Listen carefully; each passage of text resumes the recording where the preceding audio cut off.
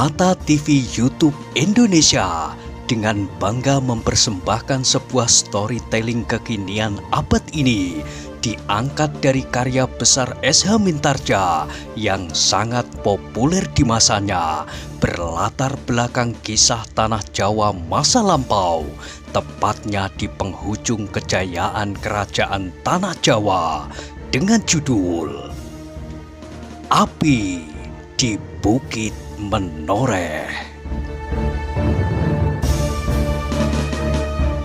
Pada kesempatan yang sangat baik ini, kita masuk pada episode yang ke-11. Selamat menikmati. Pada episode sebelumnya telah diceritakan, di sekitar mereka pun pertempuran menjadi semakin seru. Widura dengan penuh kesungguhan memimpin anak buahnya hampir di semua tempat. Orang itu dapat menyusup di segala titik pertempuran. Karena itulah, maka anak buahnya menjadi berbesar hati. Sebab setiap kali dilihatnya pemimpin mereka yang perkasa itu ada di sampingnya. Di tengah sawah, laskar pecahan yang memisahkan diri dari induk pasukannya itu pun bertempur dengan sengitnya. Anak-anak muda Sangkal Putung benar-benar mengamuk sejadi-jadinya. Mereka merasa bahwa hari depan mereka, bahkan hari depan kampung halamannya, sedang terancam. Apabila mereka kali ini gagal mempertahankannya, maka untuk seterusnya mereka akan kehilangan masa depan mereka. Sebab akibat dari kehancuran kampung halamannya kali ini akan panjang sekali. Kesedihan, kemelaratan, paceklik yang panjang karena lumbung-lumbung mereka akan habis dirampas, dan banyak penderitaan-penderitaan yang lain. Ibu-ibu mereka, istri-istri mereka, dan adik-adik mereka akan menjadi korban pula karenanya. Meskipun demikian, lawan-lawan mereka adalah prajurit-prajurit yang terlatih. Itulah sebabnya, maka kadang-kadang mereka menjumpai perlawanan-perlawanan yang tak mereka duga-duga. Untunglah bahwa di antara mereka terdapat orang-orang yang berpengalaman pula. Jagabaya Sangkal Putung yang meskipun sudah agak lanjut umurnya, namun ia adalah bekas prajurit Demak yang baik. Demang mereka yang penuh dengan tanggung jawab ada pula di antara mereka. Meskipun betapa berat hati Demang itu melihat darah yang harus tertumpah, namun akhirnya disadarinya bahwa pada suatu saat pedang di tangannya harus diayunkan apabila kebenaran dan haknya telah terancam. Apabila ada pula di antara mereka beberapa orang anak buah Widura yang dapat memimpin mereka dalam keadaan-keadaan sulit. Tohpati yang terikat dalam pertempuran dengan si Danti menggeram marah. Kesempatannya untuk memperhatikan keadaan medan sangat terbatas. Sesaat-sesaat ia melihat juga Widura berloncatan kian kemari, hampir di seluruh daerah pertempuran. Namun ia tidak dapat mengimbanginya. Karena itu, maka kemarahannya semakin memuncak. Sehingga kemudian dengan tenaga sepenuhnya, ia bertempur untuk segera menghancurkan lawannya. Si Danti pun kemudian memeras tenaganya dalam perlawanannya atas macan kepatihan itu. Namun kemudian terasa betapa garangnya harimau yang namanya ditakuti oleh hampir setiap orang Jipang dan Pajang itu. betapa Sidanti mendapat tempaan tak henti-hentinya oleh gurunya. Namun kini ternyata bahwa kesaktiannya belum dapat melampaui, bahkan menyamai pun tidak, atas macan yang garang itu. Sedikit demi sedikit Sidanti merasa bahwa lebah kuning itu semakin lama semakin dekat dengan kulitnya. Bahkan sekali-sekali telah terasa sentuhan angin yang tajam yang dilontarkan oleh gerak besi kuning yang berbentuk tengkorak itu. Setan! Sidanti menggeram. Ia mengumpat tak habis-habisnya di dalam hati. Ternyata macan kepatihan itu benar-benar melampaui dugaannya. Orang itu benar-benar dapat bergerak demikian cepatnya, sehingga orang menyebutnya Tohpati dapat berubah menjadi asap. Meskipun demikian, betapapun garangnya macan kepatihan itu, namun tidaklah terlalu mudah untuk mengalahkan Sidanti. Anak muda murid Ki Tambakwedi itu adalah anak yang tidak lekas berputus asa. Dikerahkannya segenap kemampuan yang ada padanya untuk tetap melawan macan kepatihan itu, betapapun berbahayanya. Tetapi ia tidak akan dapat memungkiri kenyataan bahwa maut semakin lama semakin mendekat. Tongkat baja putih berkepala kuning itu kian lama kian cepat seperti nyamuk yang berputar-putar di telinganya. Karena itu, maka kemudian Sidanti terpaksa beberapa kali melangkah surut, semakin lama semakin dalam di belakang garis semula. Widura melihat kesulitan Sidanti, tetapi ia tidak mencemaskannya, sebab di samping anak muda itu bertempur Hudaya dan Citragati, orang-orang tua yang dapat dipercaya untuk setidak-tidaknya meringankan tekanan macan kepatihan atas murid Ki Tambakwedi itu. Ia sendiri masih tetap berputar-putar di sepanjang garis pertempuran. Karena itulah, maka kemudian tampak bahwa Laskar Widura berada dalam keadaan yang lebih baik dari lawannya. Hudaya pun kemudian melihat kesulitan Sidanti adalah menjadi kewajibannya untuk ikut serta memikul kesulitan itu. Karena itulah, maka kemudian tampak bahwa Laskar Widura berada dalam keadaan yang lebih baik dari lawannya. Hudaya pun kemudian melihat kesulitan Sidanti adalah menjadi kewajibannya untuk ikut serta memikul kesulitan itu. Karena itu segera ia meloncat, melepaskan lawan-lawannya dan menyerahkannya kepada beberapa orang lain. Dengan garangnya orang yang hampir di seluruh wajahnya ditumbuhi rambut itu menerjunkan diri dalam lingkaran pertempuran antara Sidanti dan Tohpati. Dengan sebuah tombak pendek ia menyerang sambil berteriak, "Sudah aku katakan Sidanti, macan ini tidak dapat diajak bermain-main." Melihat lawan yang baru itu, Tohpati menggeram. Kemarahannya telah membakar segenap sarafnya. Dengan geramnya ia menjawab, "Ayo majulah, kenapa Widura tidak kau bawa serta?" Hudaya tertawa. Laki-laki itu sendiri tidak tahu kenapa ia tertawa. Namun di dalam hatinya tumbuhlah kebimbangan atas usahanya membantu Sidanti. Dengan penuh kesadaran ia berusaha mengusir setiap anggapan yang pernah didengarnya tentang macan kepatihan itu. Namun ketika sekali tombaknya tersentuh tongkat baja putih itu, Hudaya berkata di dalam hatinya, "Pantaslah orang ini disebut macan kepatihan. Sentuhan senjatanya terasa seperti membekukan segenap urat darah." Walaupun demikian, Hudaya adalah seorang prajurit. Karena itu bagaimanapun juga keadaannya, namun ia harus berjuang. Melihat Hudaya telah melibatkan diri dalam perkelahian itu, Citragati tersenyum. Desisnya. Alangkah sombongnya murid Ki Tambakwedi. namun akhirnya orang-orang tua juga harus ikut menghadang bahaya. Kalau Untara ada di antara kita.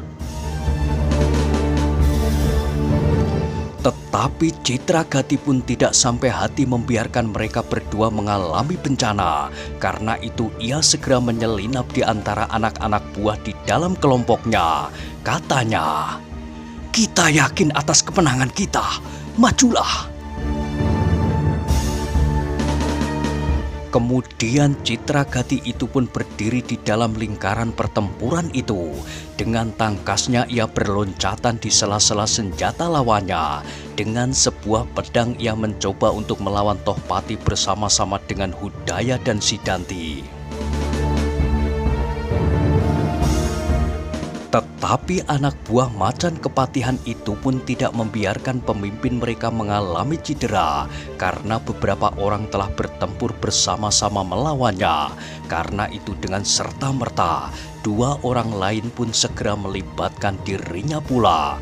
Sehingga dengan demikian, keseimbangan perkelahian antara Sidanti dan Tohpati masih juga belum berubah. Sebab Hudaya dan Citragati mau tidak mau harus berusaha memusnahkan setiap serangan dari kedua orang Jipang itu. Karena itulah, maka kesempatan untuk membantu tidak sedemikian banyak seperti yang diharapkan. Demikian agaknya orang-orang Jipang itu pun telah bersiap pula apabila pemimpinnya mengalami peristiwa semacam itu. Keadaan Sidanti pun semakin lama, semakin menjadi sulit. Hudaya dan Citragati bahkan kemudian tak dapat diharapkannya lagi. Setiap orang Pajang yang mencoba melepaskan Hudaya dan Citragati dari lawan-lawan mereka selalu mendapat lawan-lawan yang baru. Tetapi sementara itu, Laskar Pajang telah berhasil mendesak laskar lawannya dari ujung ke ujung pertempuran. Bahkan Laskar Jipang yang bertempur melawan anak-anak muda Sangkal Putung itu pun akhirnya terpaksa beberapa kali menarik diri surut. Swandaru sendiri yang menyadari tenaganya yang perkasa menghantam setiap lawan yang berdiri di sekitarnya. Apalagi anak muda itu tidak hanya melandaskan diri pada kekuatannya, namun ia tahu juga bahwa ia harus mempergunakan otaknya.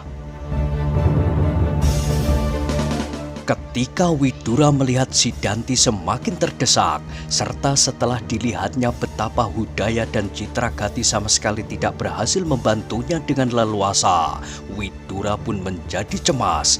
Karena itu segera ia meloncat menyusup di antara pertempuran itu, mendekati Sidanti yang telah hampir kehabisan tenaga.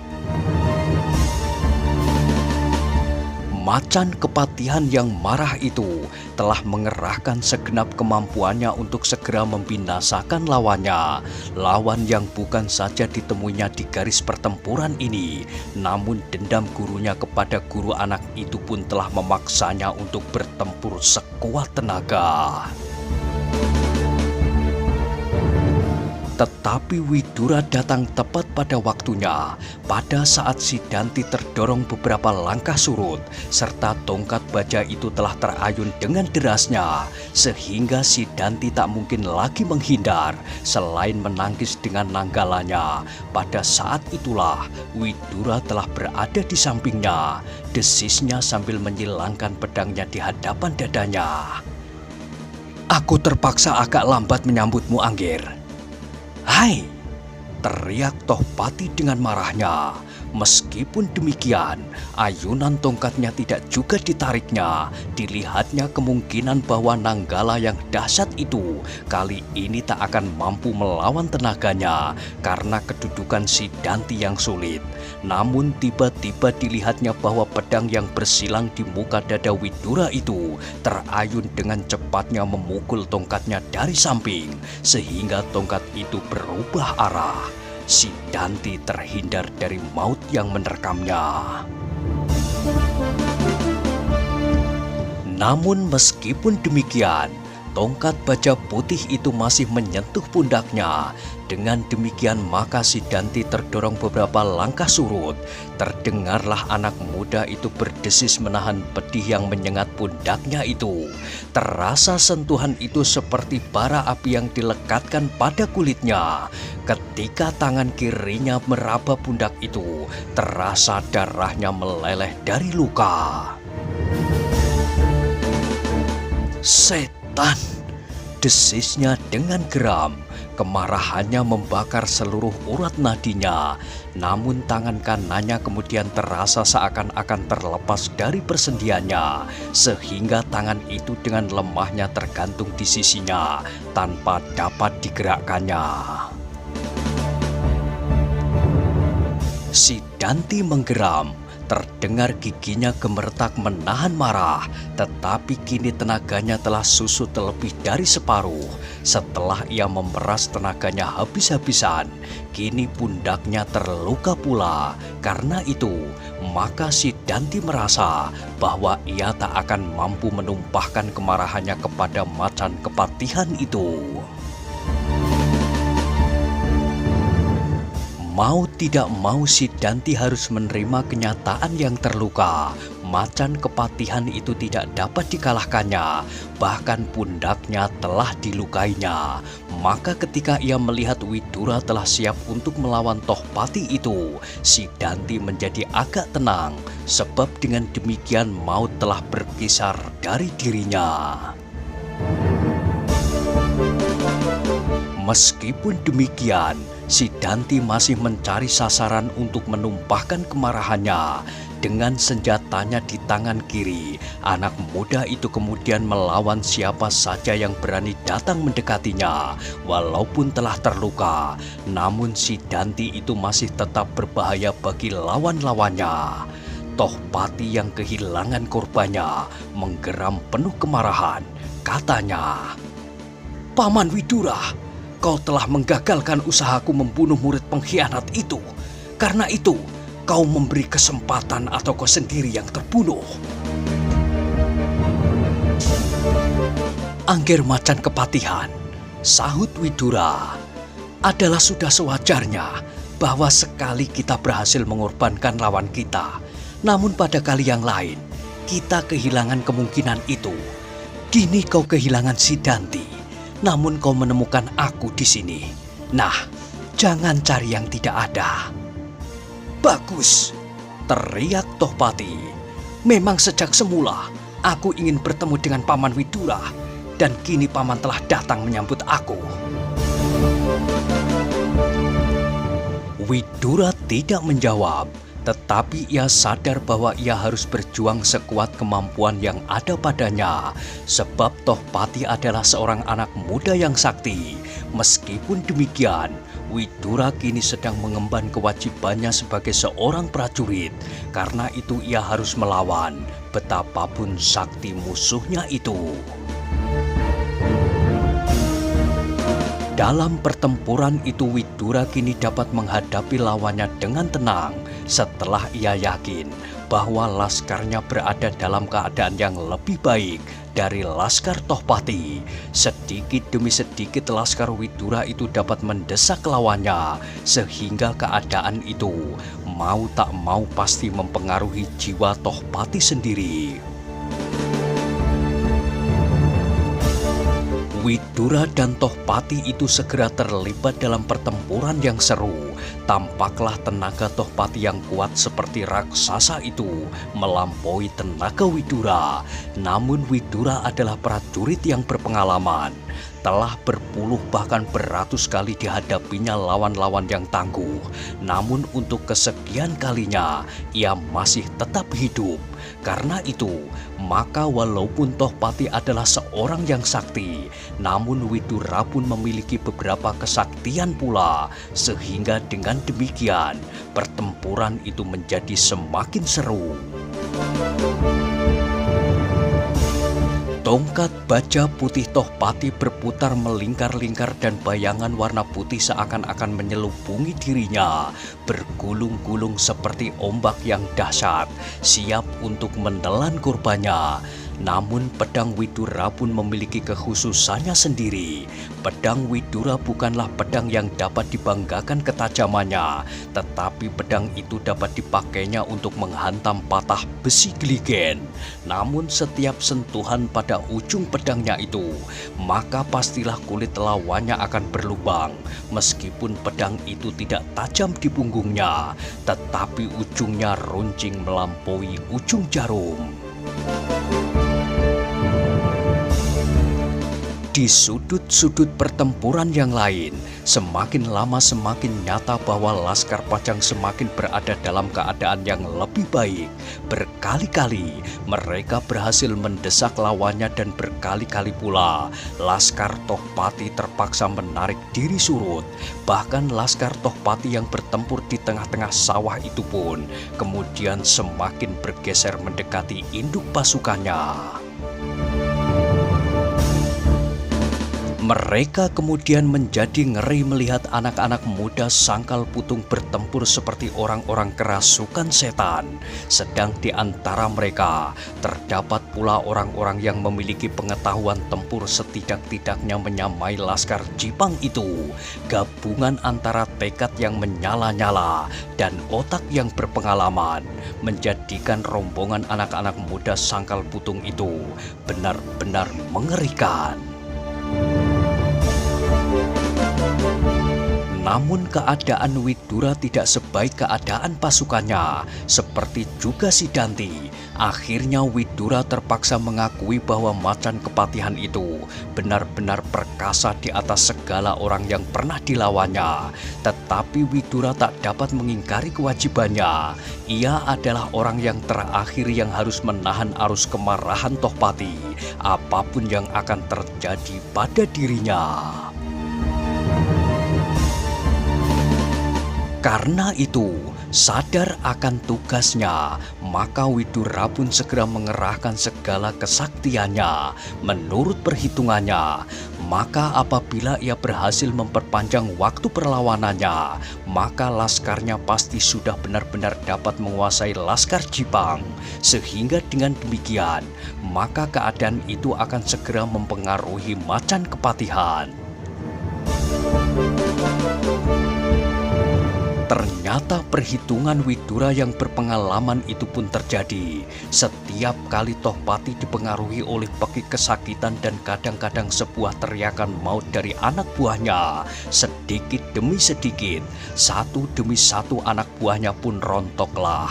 Betapa sakit hati Macan yang ganas itu ketika disadarinya bahwa keadaan laskarnya benar-benar tidak menyenangkan. Tetapi karena itulah, maka kemarahannya menjadi semakin memuncak. Widura itu harus segera dibinasakan. Kemudian ia harus membunuh Sidanti pula. Apabila kedua-duanya telah terbunuh, maka ia akan dapat membantu laskarnya memusnahkan orang-orang Pajang yang dibencinya itu. Lebih daripada itu, maka anak-anak muda Sangkal Putung bukanlah lawan yang perlu diperhitungkan. Karena itulah, maka Tohpati itu pun segera mengamuk sejadi-jadinya. Tetapi betapapun juga, Tohpati tak dapat membutakan matanya serta menulikan telinganya atas peristiwa-peristiwa yang menyedihkan yang terjadi di antara laskarnya. Ia tahu benar bahwa Widura kini hanya tinggal bertahan memperpanjang waktu, dan ia pun telah berusaha melawan waktu itu, sehingga pekerjaannya harus segera selesai. Tetapi setiap kali ia mendengar dan setiap kali ia melihat seorang dari anak buahnya terbanting di tanah dengan darah menyembur dari lukanya, maka hatinya berdesir pula. Sebagai seorang pemimpin yang baik, maka Tohpati tidak akan mengorbankan terlalu banyak anak buahnya untuk hasil yang belum pasti dalam waktu yang pendek. Macan yang cerdik itu membuat perhitungan untung rugi dari pertempuran itu. Apabila ia berhasil membunuh Widura dan Sidanti, maka apakah jumlah laskarnya masih cukup banyak untuk melawan arus Laskar Widura yang tangguh itu? Apakah orang-orang yang cekatan seperti Hudaya, Citragati dan beberapa orang lain lagi tidak segera mengambil alih pimpinan dan melawannya dalam sebuah kelompok yang besar bersama-sama? Akhirnya Tohpati tidak dapat mempertahankan tujuan penyerangannya kali ini. Ia harus melihat kenyataan itu. Karena itu tiba-tiba Tohpati mengambil suatu keputusan untuk menarik diri. Namun setidak-tidaknya ia harus dapat mencegah Widura dan anak buahnya mengambil keuntungan dari keadaan terakhir itu. Maka sekali lagi dengan segenap kemampuan yang ada, Tohpati melibat Widura dalam lingkaran bayangan putih. Bayangan putih itu benar-benar seperti asap yang mengerikan, asap yang mengandung di dalamnya nafas maut. Widura pun berusaha melawan dengan kemampuan terakhirnya, tetapi semakin terasa asap putih itu, semakin membingungkannya. Ujung tongkat baja putih yang berwarna kuning itu semakin lama terasa semakin dekat dari tubuhnya. Tetapi Widura adalah orang yang tabah, karena itu ia masih tetap tenang apapun yang terjadi. Pada saat-saat terakhir, maka Tohpati itu pun terkejut ketika dilihatnya seseorang mendekatinya. Sebuah pedang terayun dengan derasnya, memotong sinar putih yang bergulung-gulung di sekitarnya. Betapa heran hati Macan Kepatihan itu, tetapi ia tidak dapat memperhatikannya terlalu banyak. Ayunan tongkatnya itu diperkuat untuk menghantam pedang yang mencoba melawannya. Maka terjadilah sebuah benturan yang sengit. Pedang itu terpental beberapa langkah dari titik benturan dan terlepas dari genggaman. Namun Macan Kepatihan itu pun terkejut bukan kepalang. Terasa bahwa tangan yang menggerakkan pedang itu mempunyai kekuatan yang luar biasa. Ketika ia menatap penyerangnya, maka Tohpati melihat seorang anak muda yang gemuk. Dengan gugupnya anak itu mencoba mengambil pedangnya yang bertangkai gading. Namun tangan itu terasa terlalu nyeri. Dengan demikian, maka ia hanya dapat melihat dengan penuh kecemasan ketika Macan Kepatihan itu sekali lagi memutar tongkatnya dan menyerangnya. Ketika Widura melihat anak muda itu, hatinya berdesir. Dengan serta-merta ia berteriak, "Swandaru, jangan gila, pergilah!" Tetapi Swandaru yang sedang mengagumi kekuatan tangan Tohpati itu tidak beranjak dari tempatnya. Untunglah bahwa Widura dapat bertindak cepat. Dengan garangnya ia meloncat maju dan menyerang Tohpati dengan ujung pedangnya.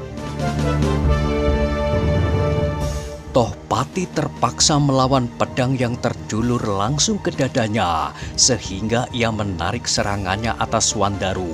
Sesaat kemudian, kembali Tohpati berusaha sekuat-kuat tenaganya untuk membinasakan Widura. Swandaru kini melihat pertempuran itu dengan mulut ternganga. Ternyata bahwa kekuatan saja, betapapun besarnya, tidak akan bermanfaat apabila tidak disertai rangkapan ilmu yang lain. Ilmu gerak, ilmu ketangkasan dan ilmu menggerakkan senjata. Lebih dari itu adalah ilmu pemusatan pikiran dan kekuatan pada titik-titik tertentu.